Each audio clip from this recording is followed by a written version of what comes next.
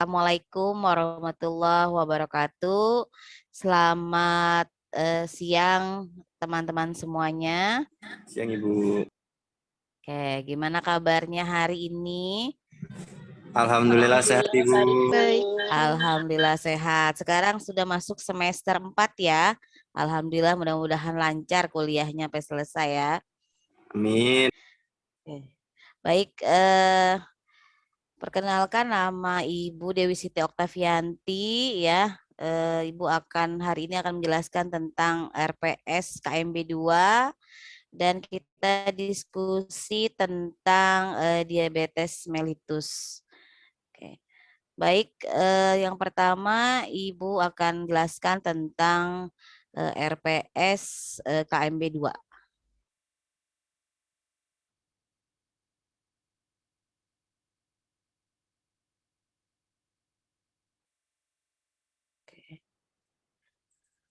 Baik, rencana pembelajaran semester 4 ini ya terutama pada mata ajar keperawatan medikal bedah itu ya KMB 2. 4 bobotnya itu 4 SKS ya. Jadi 3 SKS teori dan 1 SKS praktika. Oke, dengan kode mata ajar 11 R 16A 413 ya. Oke, kemudian ini pada semester 4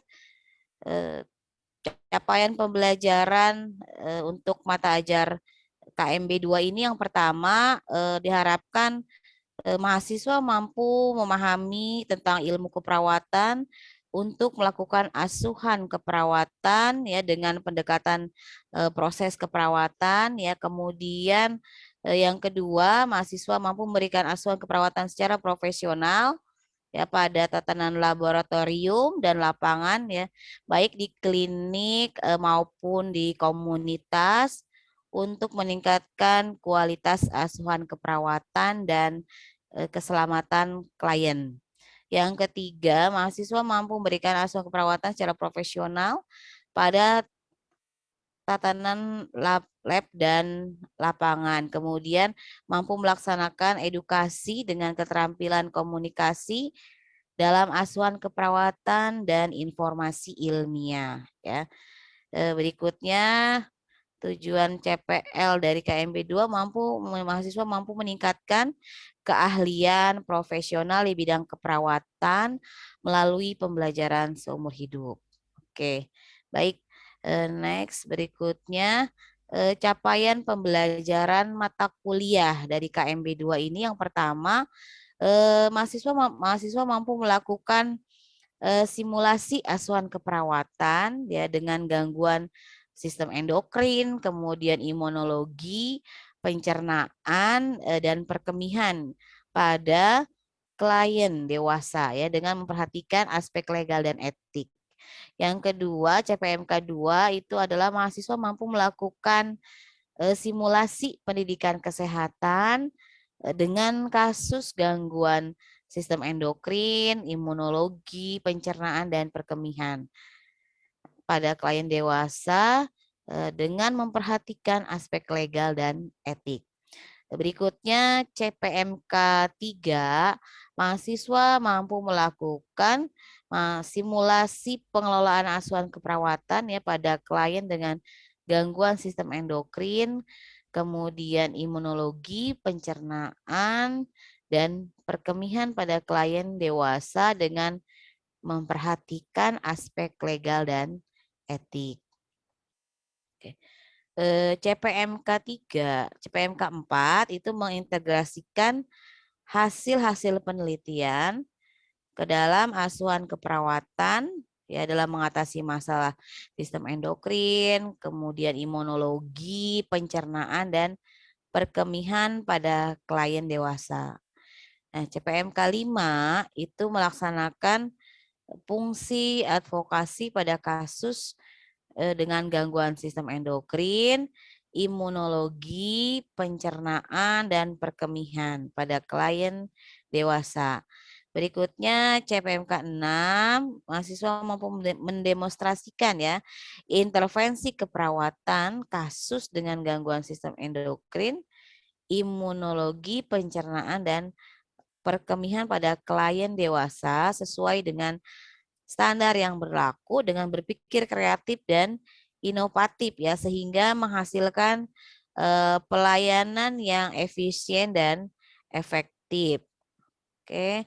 Berikutnya next. Untuk mata ajar KMB 2 ini jadi nanti kita akan pelajari 4 sistem ya teman-teman. Jadi sistem endokrin, kemudian imunologi, pencernaan dan perkemihan. Oke. Oke. Untuk dosen pengampu pada KMB 2 ini nanti ada Ibu sendiri, kemudian dengan Bu Asi. Oke, untuk Ibu sendiri nanti akan menyampaikan khusus tentang sistem endokrin dan imunologi ya. Nah, di sistem endokrin ini nanti kita akan diskusi terkait dengan konsep diabetes mellitus, kemudian hipertiroid, hipoparatiroid ya. Kemudian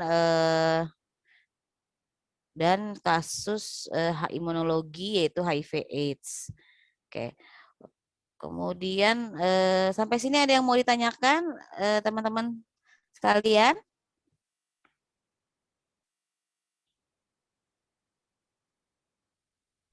Ibu maaf mau nanya, Ya, silakan Rin. untuk bobot penilaiannya itu bagaimana ya Bu? Oke, baik. Baik, untuk bobot penilaian di mata ajar KMB 2 itu terdiri dari ujian dengan bobot 60% ya, UTS dan UAS, kemudian tugas 30% dan kehadiran 10%, Rin. Gimana Rin, jelas? Jelas Bu, terima kasih Bu. Oke, baik. Ada lagi teman-teman yang mau ditanyakan terkait dengan RPS KMB 2? Ibu, izin bertanya Ibu.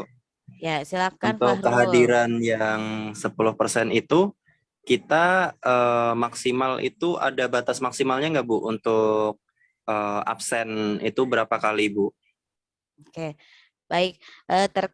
Terkait dengan kehadiran ya, jadi ada prasyaratnya ya, teman-teman wajib hadir minimal 75% dari total pertemuan ya.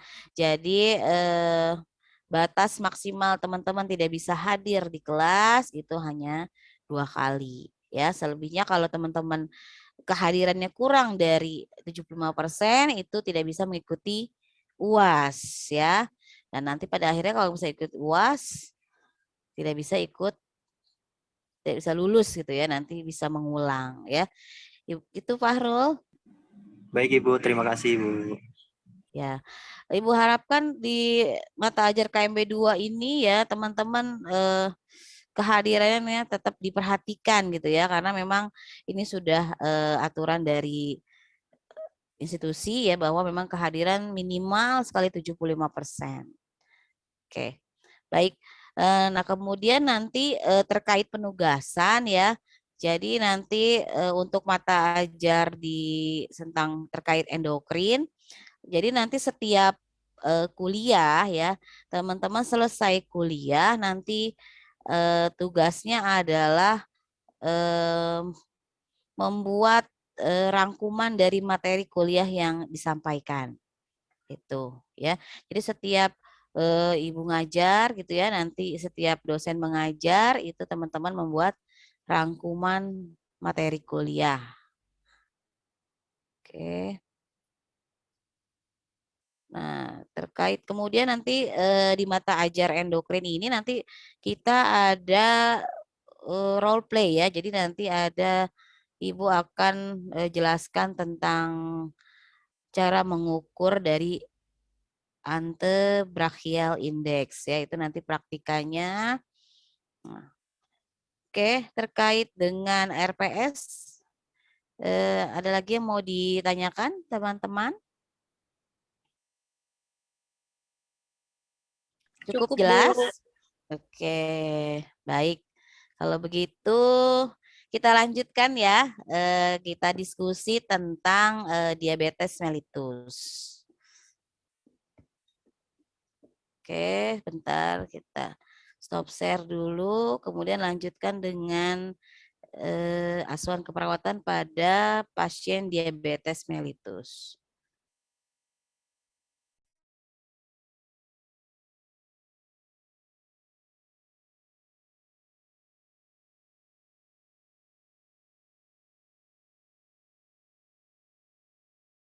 Ini di stop share kan, Bu ya?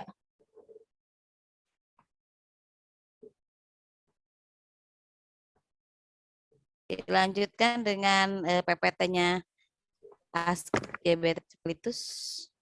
Oke, Bu. Oke, baik. Ini tingkat 2 ya, semester 4. Berarti semester sebelumnya sudah pernah ke rumah sakit belum?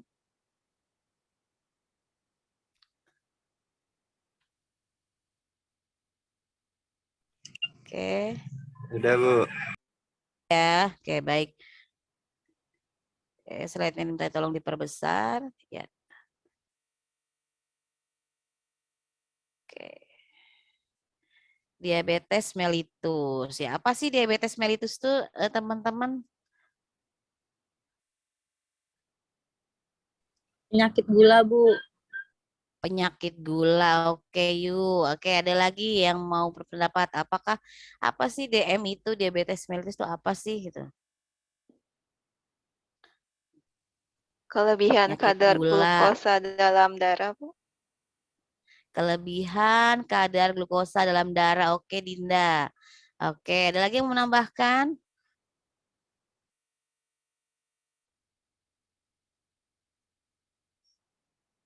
Cukup ya. Oke, next. Berikutnya.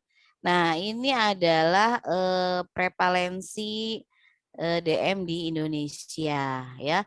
Jadi menurut IDF dan WHO ya, jumlah angka kejadian penderita diabetes mellitus di Indonesia itu diperkirakan nanti pada tahun 2030 mencapai 21,2 juta jiwa.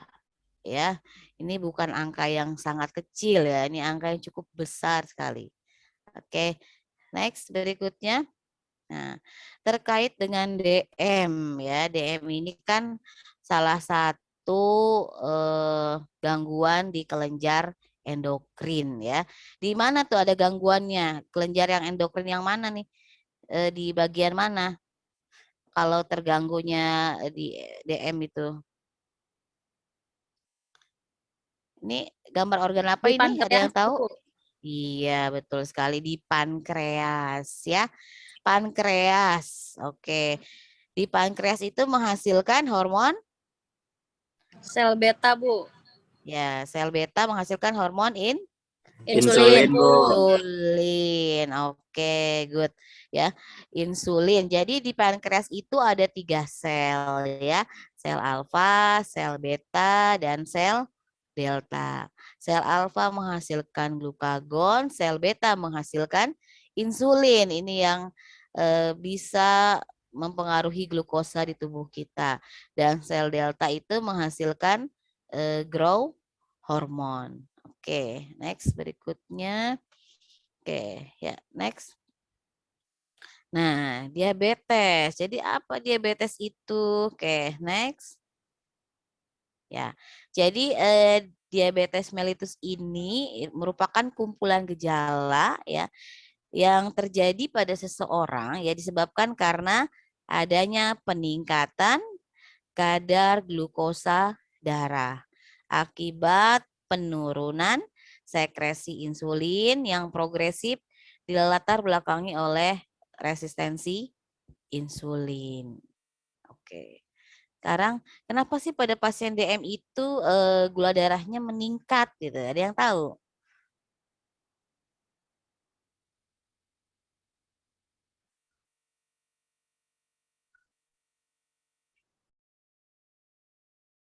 Karena kekurangan insulin, produksi insulin ya, Bu. Karena kekurangan produk insulin. Oke, sedangkan insulin sendiri fungsinya untuk apa insulin? Membantu itu Bu, apa? Ya, Gula yang dari pembuluh darah itu untuk masuk ke dalam sel sehingga nanti menghasilkan energi Bu. oke, good. Oke, good ya, Fahrul. Jadi memang betul. Jadi salah satu fungsi insulin tadi adalah untuk memfasilitasi, mentransportasi glukosa itu ke sel ya, sehingga bagian otak, jaringan otak mendapatkan glukosa, jantung ya sampai ke seluruh tubuh. Oke, baik. Kita lanjutkan. Nah, klasifikasi diabetes mellitus itu secara umum ada 3. 1 DM tipe 1, DM tipe 2, dan DM gestasional ya. Nah, DM tipe 1 ini kejadiannya hanya 5 sampai 10% dari seluruh penderita diabetes. Nah, biasanya DM tipe 1 ini terjadinya di usia muda ya, kurang dari 30 tahun, bahkan sudah terdeteksi sejak anak-anak ya, paling banyak DM tipe 1 atau dikenal tuh dengan juvenil ya, diabetes juvenil, tipe juvenil. Nah, pada saat didiagnosis, DM tipe 1 tuh bertubuh kurus pada saat didiagnosis dan terjadi penurunan berat badan. Nah, kemudian DM tipe 2 itu ini yang paling banyak ya, yang paling banyak kejadiannya di rumah sakit itu hampir 90 sampai 95% dari seluruh penderita diabetes ya. Biasanya usianya pada saat didiagnosis di atas 30 tahun, bertumbuh gemuk pada saat didiagnosis. Yang ketiga adalah diabetes gestasional yang terjadi selama kehamilan trimester kedua atau ketiga. Oke. Baik, sampai di sini ada yang mau ditanyakan teman-teman?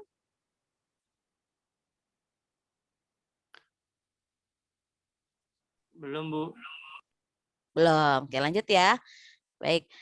Kemudian diabetes tipe 1 ini ya penyebabnya apa ya? Karena tadi kerusakan sel beta di Pulau Langerhans. Ya, akibatnya biasanya penyebabnya DM tipe 1 itu karena autoimun ya.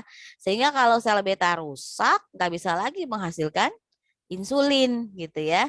Sehingga pada pasien diabetes tipe 1 wajib harus diberikan insulin dari luar.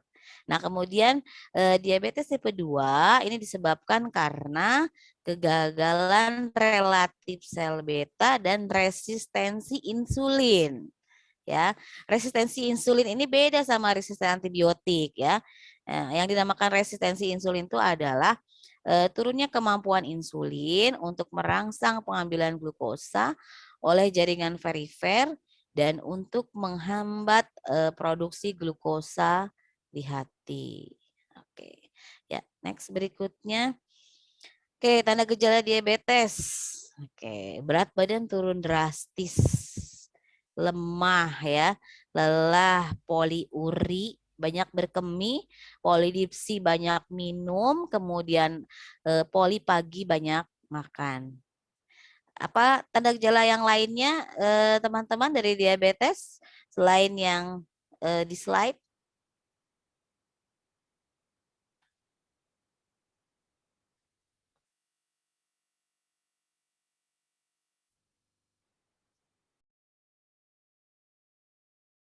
Apalagi tanda gejala dari diabetes?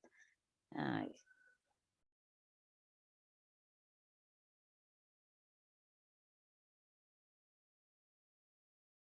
ada yang tahu? Baal Bu tangannya.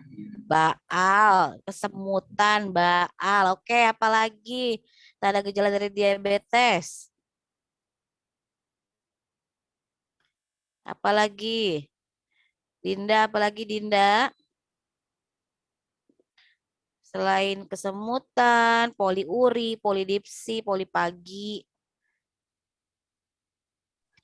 Bisa sampai terjadi penurunan kesadaran Bu kalau kadar gulanya meninggi. Oke, bisa menjadi penurunan kesadaran. Oke, apalagi? Kalau luka sulit sembuh, Bu. Iya, luka sulit sembuh gitu. Ada yang tahu nggak kenapa kalau ada luka tuh pasien diabetes sulit sembuh?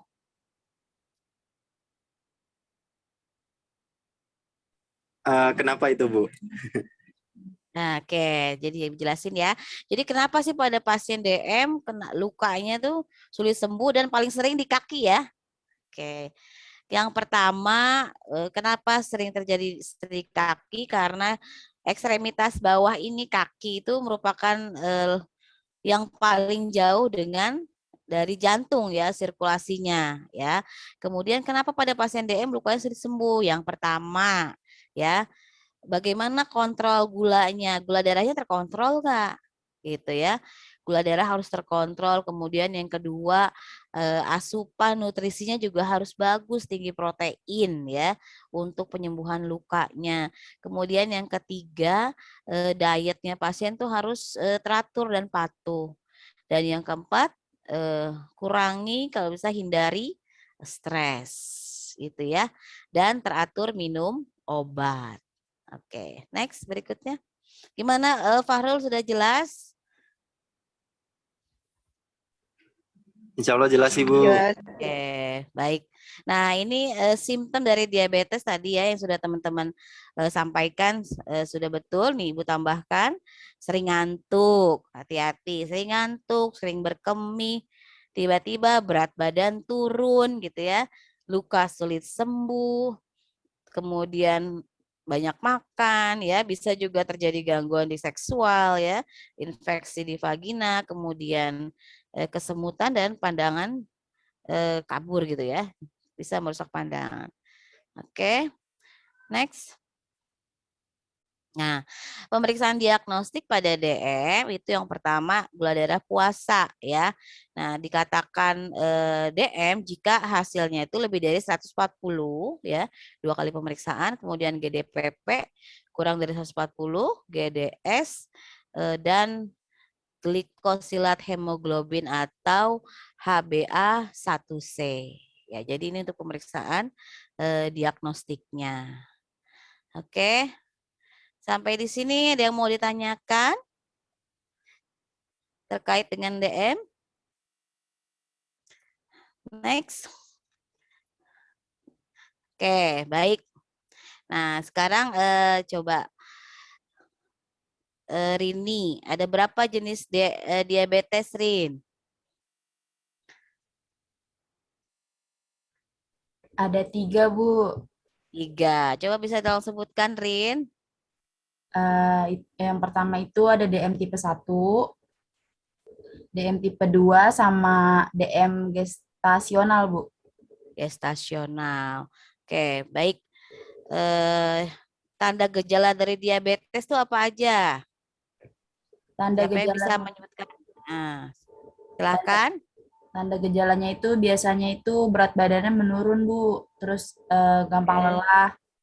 Terus Ya. poli polidipsia sama polipagi, Bu ya. Oke, betul. Good ya. Oke, kemudian apa sih penyebab dari diabetes tipe 1? Coba yang lainnya. Apa penyebab dari diabetes tipe 1? Autoimun. Oke, Rizka, autoimun ya, betul sekali ya. Jadi autoimun tuh menyebabkan apa, Riz? Jadi pankreasnya rusak ya. Pankreas rusak tidak bisa menghasilkan insulin. Oke, baik. Oke, baik teman-teman, sampai di sini ada yang mau didiskusikan lagi terkait dengan diabetes mellitus? Ibu, saya mau bertanya. Ya, Saya silakan. pernah dengar kalau misalkan DM itu katanya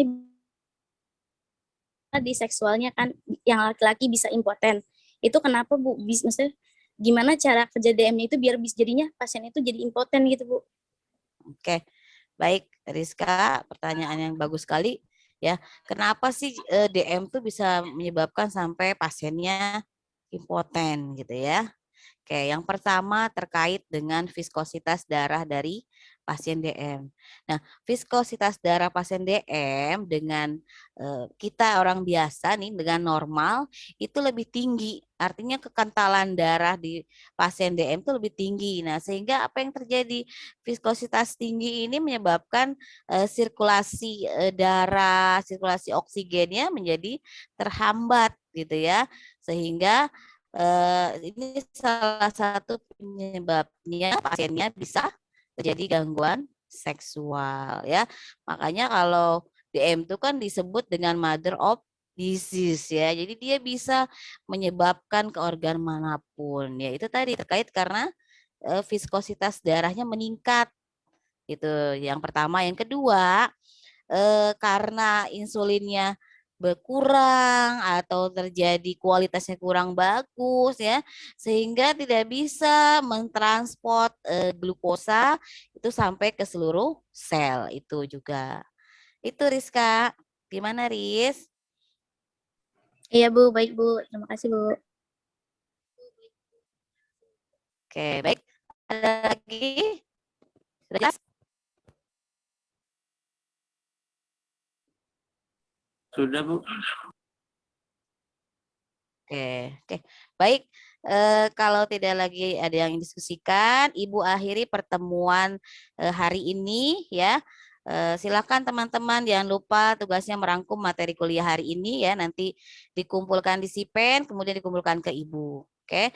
Jangan lupa teman-teman tetap banyak baca lagi dari luar. Jangan puas apa yang diberikan oleh saya gitu ya.